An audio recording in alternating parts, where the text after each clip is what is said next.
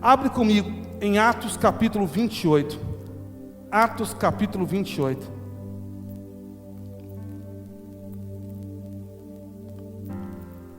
Atos capítulo 28.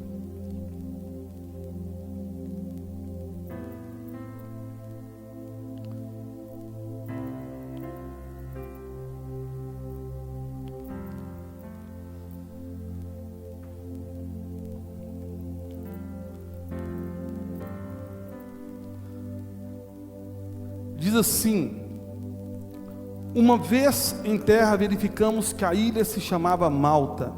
Os bárbaros trataram-nos com singular humanidade, porque acendendo uma fogueira, acolheram-nos a todos por causa da chuva que caía por causa do frio.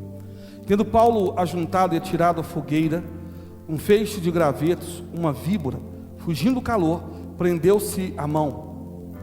Quando os bárbaros viram a víbora pendente na mão dele, disseram uns aos outros: certamente este homem é assassino, porque salvo do mar, a justiça não o deixa viver. Porém ele, sacudindo o réptil no fogo, não sofreu mal nenhum. Curva a tua cabeça. Pai, é tempo de ouvirmos a tua voz. Fala aos nossos corações.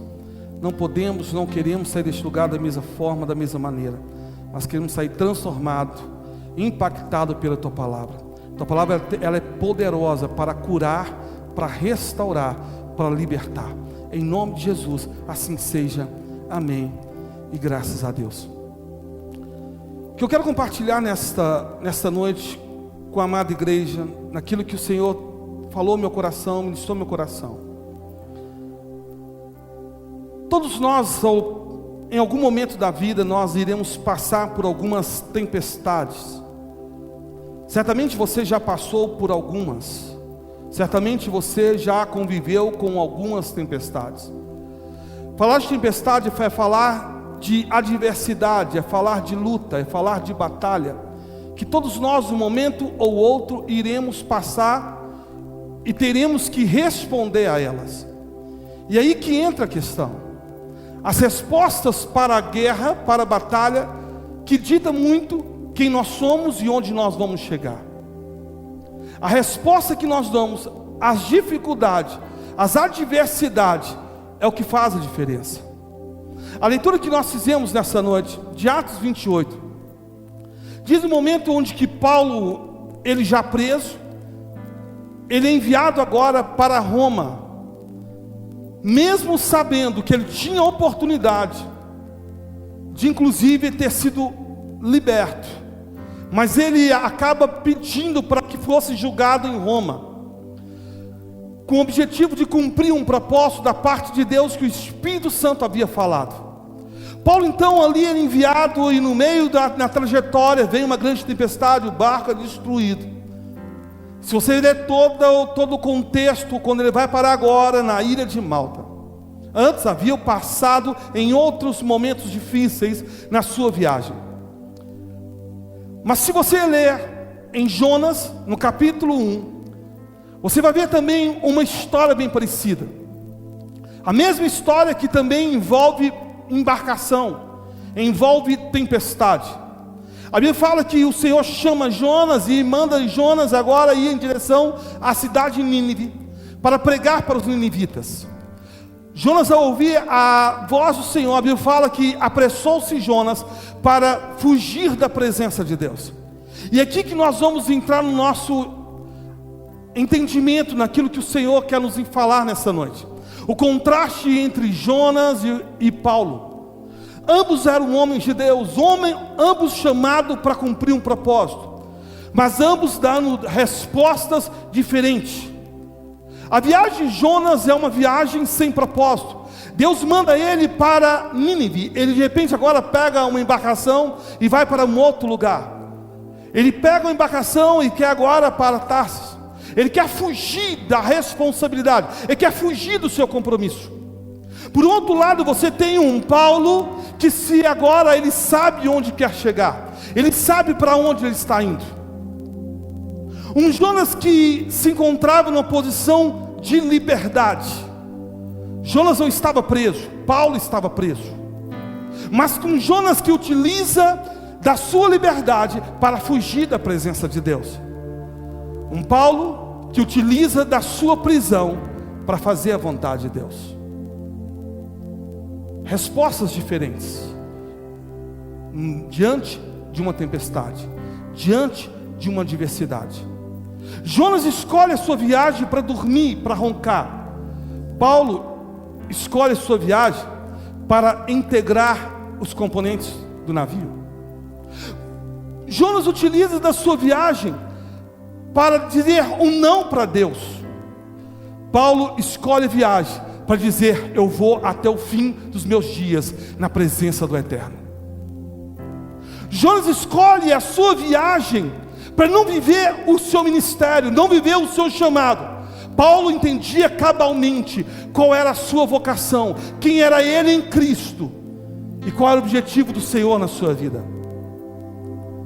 Jonas, se ao analisar a história de Jonas, você vai ver um Jonas que no momento quando vem a tempestade, os pagãos, os que ali estavam, que não tinham nada com Deus, começam do seu jeito a clamar a Deus. Os pagãos começam a orar, os pagãos começam a interceder, enquanto Jonas, que era profeta, se cala. Por um outro lado, você vai ver agora um Paulo, na adversidade, dando uma palavra de conforto. O barco será despedaçado, mas Deus, o Espírito me diz: ninguém irá se perder. Paulo ora pelos seus, ora por aqueles que com ele estavam. Jonas simplesmente foge da sua responsabilidade. Aqui está o retrato de duas pessoas que conhecem a Deus. Há o retrato aqui de duas pessoas que sabem quem é o Senhor, que convivem no contexto de igreja, que convivem todos os dias no relacionamento com Deus. Mas a questão é que muitos de nós, muitas vezes, nos comportamos como Jonas. Vem a adversidade, a primeira coisa que nós fazemos é fugir da responsabilidade de quem nós somos. Vem a adversidade e nós esquecemos de quem é Deus. Nós esquecemos de quem é o Senhor. Nós esquecemos do propósito que nós somos chamados. Jonas esquece totalmente que ele era profeta. Mas Jonas era aquele tipo de crente conformado, que quer fazer apenas aquilo que lhe agrada. Jonas queria ser profeta apenas no meio do seu povo. Já Paulo é chamado do profeta, chamado apóstolo dos gentios. Jonas é aquele tipo de pessoas que gostam apenas de evangelizar dentro da sua comodidade, dentro daquilo que permite, dentro daqueles que talvez ele tenha um relacionamento. Paulo não, bem diferente. Um de nós entramos dentro desses mesmos viés. Às vezes nós nos comportamos da mesma forma como Jonas. Por muitas vezes nós, ao invés de manifestarmos quem nós somos, de nós respondermos quem nós somos, nós temos uma resposta totalmente contrária. Eu tenho comigo essa convicção, que a mesma oportunidade Deus dá para todos. Eu tenho comigo uma convicção, que dificuldade, que lutas todos passam. Eu tenho por mim: não, apóstolo, o senhor não sabe a luta que eu estou passando. Você também não sabe da minha. Você não sabe o problema que eu enfrento. Você também não sabe o meu problema, e nem o problema do teu irmão que está ao teu lado. Problema, adversidade, todos nós iremos ter neste mundo. As respostas que nós damos a ele é que faz toda a diferença. Jonas, a resposta de Jonas diante da adversidade era a fuga. A resposta de Jonas diante do desafio, diante do problema, era fugir da responsabilidade. Paulo, quando percebe que o barco poderia ser destruído, Paulo começa agora a interceder com eles. Paulo amava a vida, amava a sua vida, e sabia que tinha que cumprir cabalmente o propósito. Jonas, diferente, se prontifica diante daqueles que ali estavam, e pede para ser inclusive lançado no barco, para ser morto. Jonas poderia ter intercedido e falado: fique tranquilo, que eu vou voltar para o lugar que não deveria ter saído. Mas Jonas disse: não, eu sou o problema deste barco, me joga, me lança fora, que as coisas vão normalizar. Aprenda uma coisa: um homem foge, um homem longe da presença de Deus, ele se torna uma tragédia. Ele atrai tempestades que causam destruição. Há muitas famílias que estão sofrendo por homens que caminham contra o propósito que foram chamados. Todas as vezes que nós caminhamos fora de um desígnio dado por Deus, o resultado será sempre a tragédia. Paulo vê o problema chegando, mas ele ama a vida e ama o seu propósito. Jonas escolhe a morte, por um pensamento covarde de não encarar aquilo que Deus tem para a vida dele. Quantos de nós, ao longo da nossa vida, ouvimos muitas vezes que nós temos um chamado, temos uma vocação, que Deus quer fazer algo na nossa vida, mas passamos nossa vida inteira fugindo dessa responsabilidade. Quantos de nós, muitas vezes, nós somos prontos para assumirmos aquilo que Deus tem para nós, mas que não se torna algo real, porque quando aparece a adversidade, quando aparece a tempestade, a nossa resposta é contrária. Jonas dá uma resposta contrária daquela que Deus esperava dele. Se você analisar tudo que acontece no contexto da vida de Jonas, você vê que Deus não está querendo trazer uma restauração para os ninivitas, mas Deus está querendo restaurar a própria vida de Jonas. Deus quer trabalhar no próprio coração de Jonas. Jonas era um profeta que trabalhava debaixo da comodidade. Jonas é aquele profeta que não queria ser confrontado e fazer nada que não fosse algo que lhe agradava. E muitos de nós nos perdemos por causa disso, porque nós queremos servir dentro de uma linha, nós queremos servir a Deus dentro daquilo que nos agrada, nós queremos ser servo de Deus dentro daquilo que nos traz comodismo. Eu penso assim, para mim tem que ser colar, igreja tem que funcionar assim, igreja tem que funcionar colar, e Deus quer te passar você em processos, e você foge dos processos, através da sabotagem das suas justificativas carnais almáticas. É a sua alma gritando para não responder um chamado da parte de Deus. Se você olhar e observar o que Deus está fazendo com Jonas, é tentar trabalhar no seu caráter. Como assim, apóstolo? Simples. Nínive era a cidade que era a capital da Síria. Nínive, a Síria era que comandava, estava dominando. A Síria era o império. Os assírios haviam dominado, haviam matado os judeus, os hebreus ali conhecidos. Nenhum povo foi tão mal quanto os assírios. Diferente, por exemplo, dos babilônios. Os babilônios, eles davam liberdade para adoração. Os romanos também davam liberdade. Mas é diferente dos assírios. Eles matavam de uma forma cruel. Os assírios, quando pegavam os líderes, eles perfuravam seus olhos. Os assírios, eles decepavam, matavam com requinte de crueldade, para gerar medo e pavor no povo. Jonas teve pais mortos pelos ninivitas. Jonas teve primos mortos pelos ninivitas. Teve tios mortos pelos ninivitas.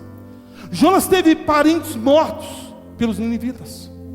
E de repente Deus faz o que com Jonas? Jonas, você vai lá e vai pregar a eles, para que eles possam se converter. É como se de repente alguém fizesse mal com a tua família. É como se de repente alguém fizesse mal com você.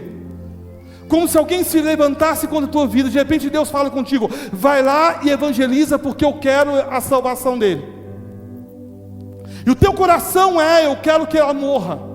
O teu coração é: essa mulher que falou mal ao meu respeito, tomara que ela queima no inferno. Porque o sentimento da alma é sempre a resposta da justiça humana. Eu quero que a tragédia aconteça. O que ela fez comigo, ela vai ter que pagar por aquilo que ela fez. O que ele fez comigo, ele vai ter que pagar por aquilo que fez. Uma resposta da alma angustiada e amargurada. Ao estudar e entender o que aconteceu na vida de Jonas, Jonas não está nem um pouquinho interessado para Nínive, porque Jonas carrega consigo uma mágoa, um ressentimento. E aqui eu entro e chego no cerne da mensagem nesta noite. Se tem algo que impede você de viver o melhor de Deus e viver os planos de Deus, chama-se ressentimento, mágoa. Jonas até ali estava profetizando, cumprindo o propósito, mas quando Deus fala com ele: sai da zona de conforto, que eu quero que você agora pregue para aqueles que te feriram, ele diz: esquece. Diferente de Paulo, que ao ver os bárbaros, não vê os bárbaros como alguém ruim, mas vê os bárbaros como humanos. Já Jonas olha os ninivitas, alguém menos importante do que uma simples árvore.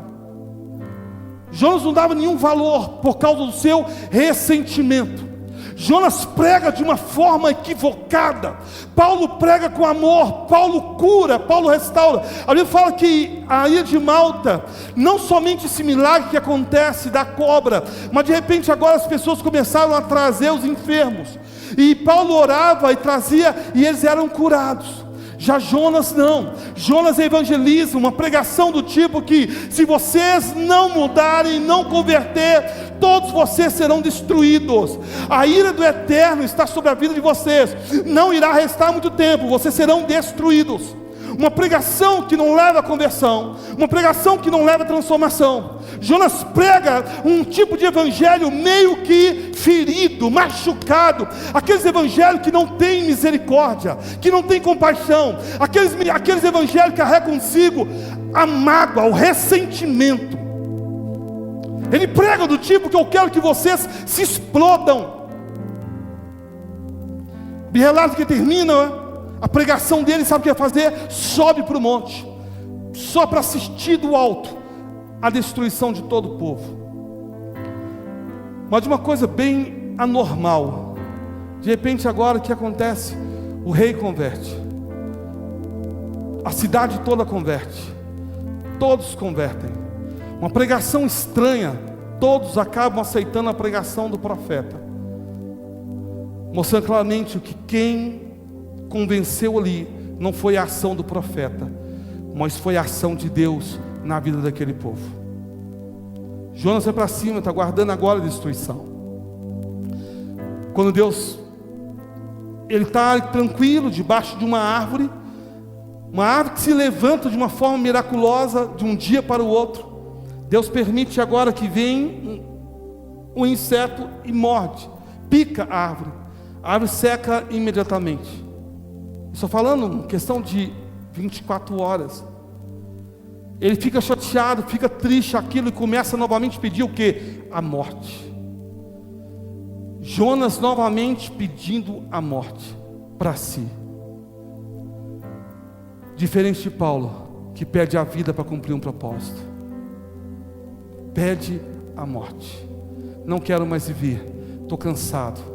Deus, por isto que eu não quis pregar, porque eu sabia que o Senhor é misericordioso, o Senhor é clemente, o Senhor é justo, o Senhor não iria destruir esse povo.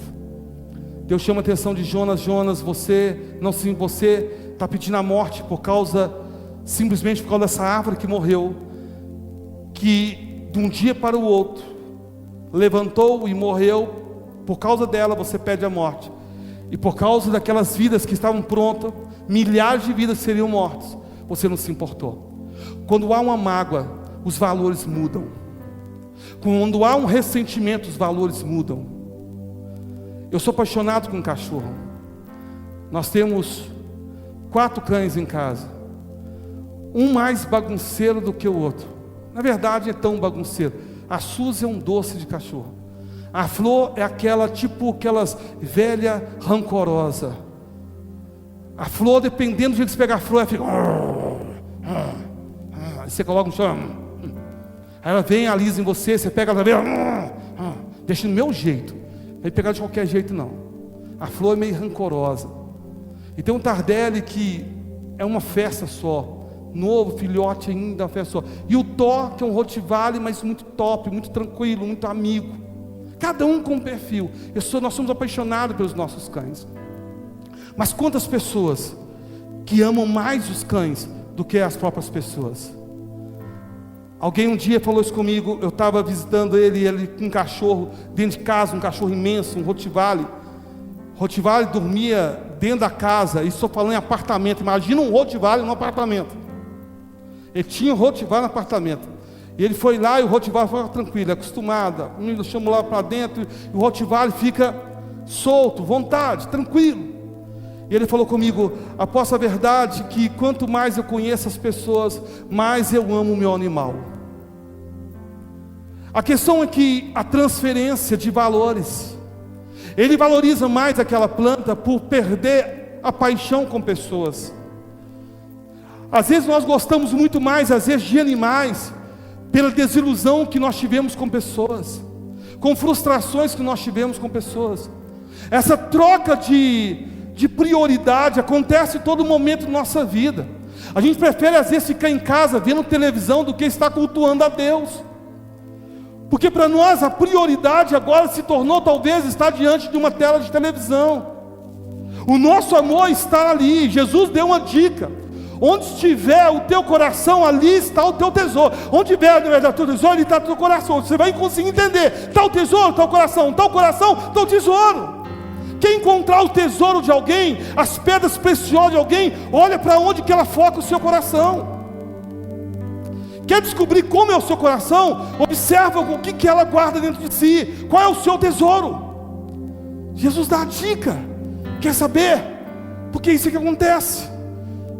Então Jonas agora observa mais, fica mais lamentando uma árvore do que pessoas, porque os seus valores foram invertidos. Quando os valores se invertem, nós perdemos nós deixamos de dar prioridade para as coisas de Deus. E aonde houve essa inversão de valores? Quando houve o ressentimento.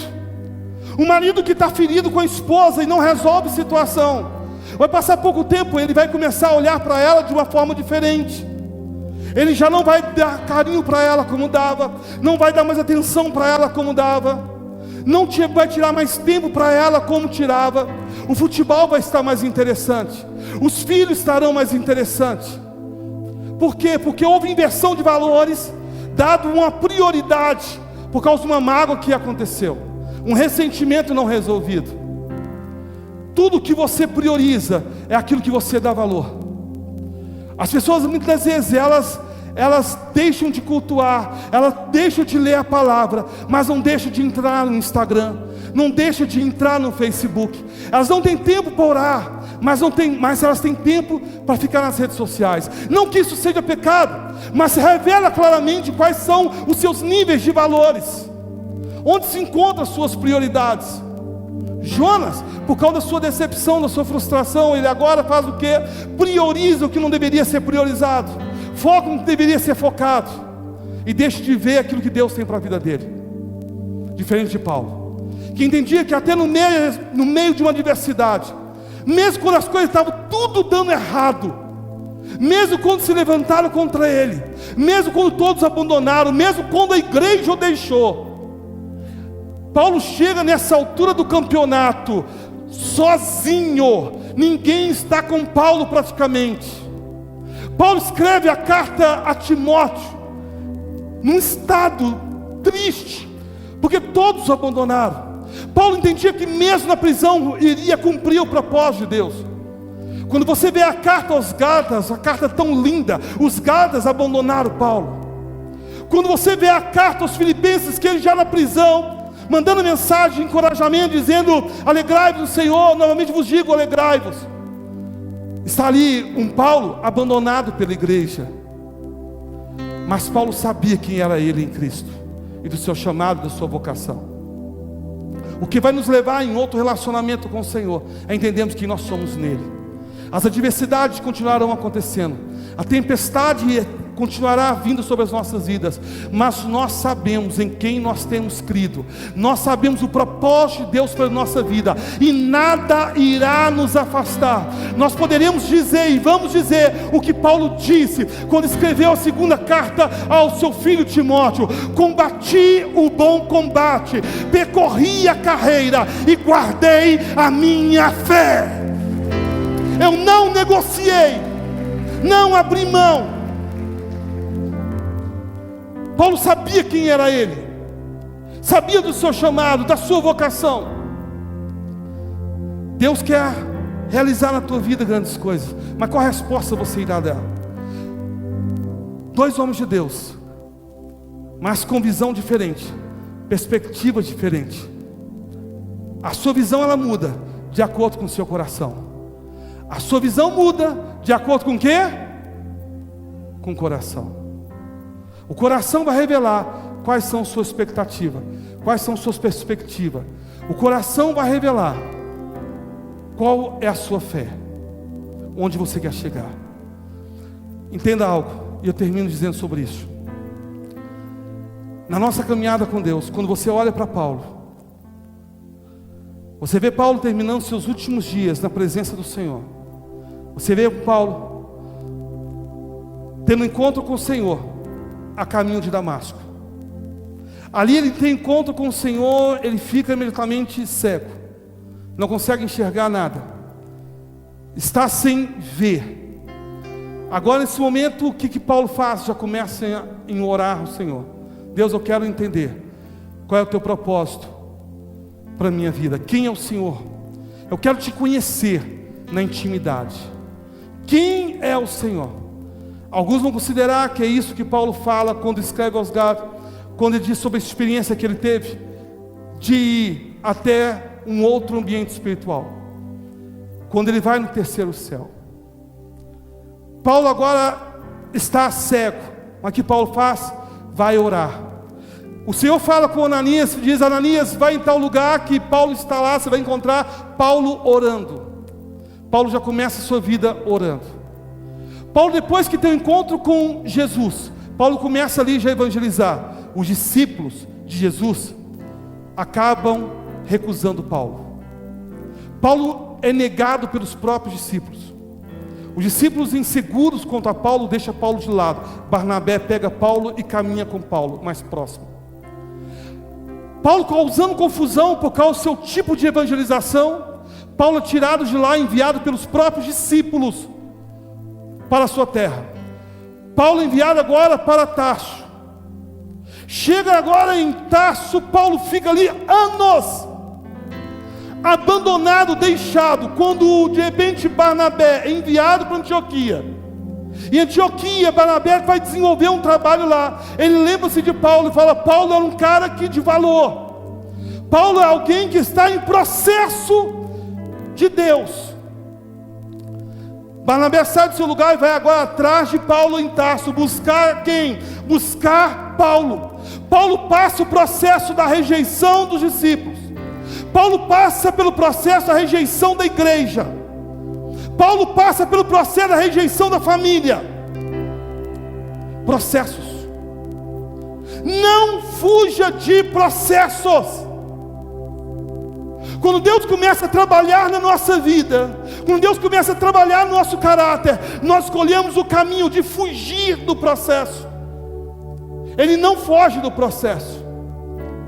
Por isso que quando termina Paulo sendo enviado, Paulo sabia quem era ele em Cristo, ao ponto de poder dizer: eu sei o que é passar fome, eu sei o que é ter dificuldade, eu sei o que é passar necessidade, eu sei quando as coisas me faltam, eu sei ser humilhado, eu sei ser ignorado, eu sei ser rejeitado, eu sei o que é isso, mas posso todas as coisas. Em outras palavras, eu suporto todas as coisas, porque é Ele que em todo tempo me fortalece. Ele que em todo tempo me fortalece. Uou! Quando você não foge de processo, meus lindos, entenda uma coisa: você começa a criar casco de tartaruga. Não é qualquer coisinha que te coloca no chão, não é qualquer coisinha que te coloca fora da presença de Deus, não é qualquer coisinha que tira você do propósito. Quando você passa por processo, você amadurece, você cresce, você deixa de ser menino para ser um homem na fé, uma mulher na fé. Não fuja de processo. Deus fala: Jonas, olha o teu comportamento de menino. Menino, você dá mais valor àquilo que está te dando sombra do que a almas. Você está agindo como menino. Todo Jonas é para tratar no próprio Jonas. Todo Jonas é para tratar no próprio Jonas. Jonas é o único livro que termina com uma pergunta, sem uma e que não há uma resposta. O único livro na Bíblia que termina com uma pergunta. Único. Quem escreve? O próprio Jonas. Processo. Por que, apóstolo? Jonas termina entendendo: estou no processo. após estou passando por necessidade, por dificuldade, após às vezes eu sinto desanimado, às vezes chegam algumas coisas no meu ouvido que eu fico chateado, isso e aquilo. Não recue, não pare, não desista. Se você quer viver o melhor de Deus, se você quer realmente ver aquilo que Deus tem para a tua vida, entenda que você irá passar por processos. Os processos não podem ser saltados, não podem ser desviados, não podem ser evitados. O processo não irá te trazer morte, mas irá te fazer você mais forte. Aprenda isso. Nietzsche, todas as bobagens que Nietzsche disse, uma coisa ele falou que foi real e verdadeiro: aquilo que não te mata te faz você mais forte. Esse processo não vai acabar com a tua vida espiritual, mas vai te levar a um outro nível de relacionamento com Deus. Que anda lá baixar. Filho, pega o seu lugar, homens e mulheres de Deus. Filho, pega o seu lugar.